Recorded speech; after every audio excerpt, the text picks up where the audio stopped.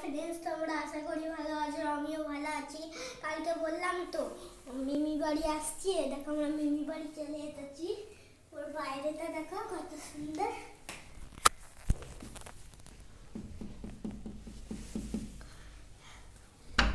খুলো, এই দেখো কত সুন্দর বাইরেটা। কেমন লাগলো বলে দাও। আর হাই বোন, তোমরা আমার সঙ্গে থাকো, আমরা সব পরিবেশটা দেখাবো। চল, আমরা যখন ঘুরতে যাবো তখন সব পরিবেশটা দেখাবো।